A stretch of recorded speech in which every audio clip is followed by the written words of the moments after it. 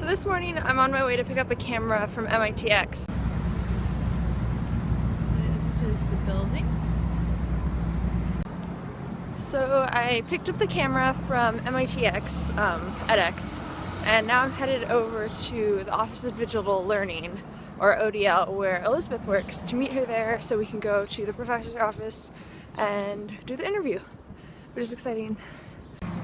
This is the massive camera case, by the way. And I was trained on how to use this particular camera 2 weeks ago, I think.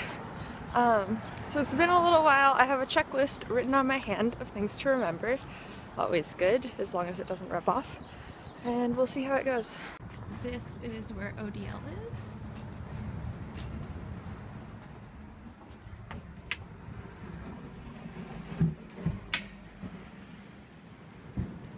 So fancy.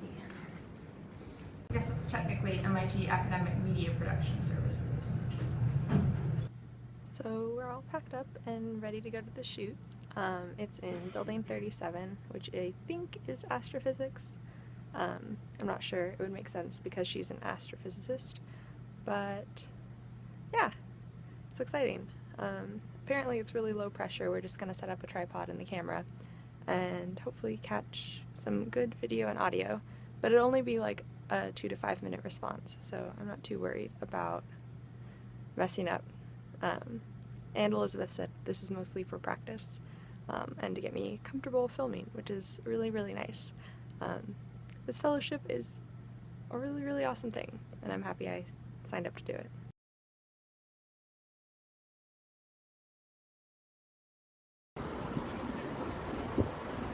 So we just finished our shoot, and now I'm returning the camera to MITx.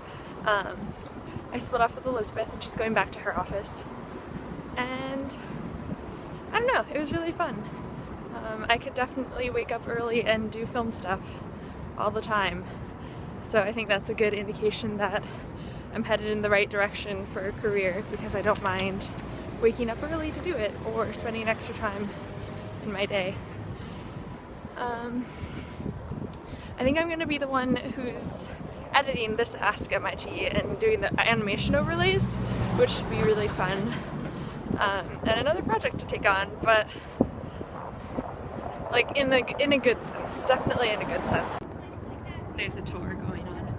If it was one of my friends, I would probably photobomb it or tour bomb it. I don't know the equivalent. The second is where you have a story idea and you go out and try to find data that either fits or disproves your theory. And the second is where you, a third rather, is where you assemble a set of data yourself to create a story. And we got this really nice graphic out of it. And so this shows where all the toads were in the city. And here you can see, here's Rite Aid here, and here is South Bay down here. And it was incredible. And most of these places around here, you can see there's a lot of places getting towed down here. And it's all this one company, Roberts. They were a commercial tower, so if you own a little parking lot and you didn't want people parking there, you would pay Roberts to go in and tow your cars. After I finished my reading, I realized that the career fair ended at 4, not 5, so I couldn't go after class. So I rushed to get fancy and like basically ran there. The only booth I talked to was Pixar, because I've already submitted applications there. So I talked with one of their representatives who was here recruiting for software. No surprise there. But I gave her my resume, and she said they're in the middle of hiring process still, which is better than I expected. I expected them to be done with all the creative positions, because I applied to them end of February probably.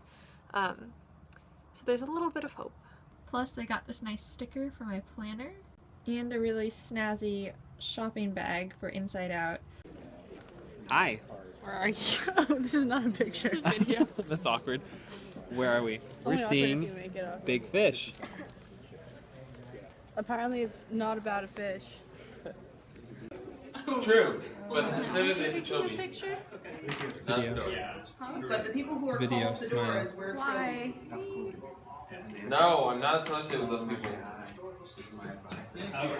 The fact that you're arguing this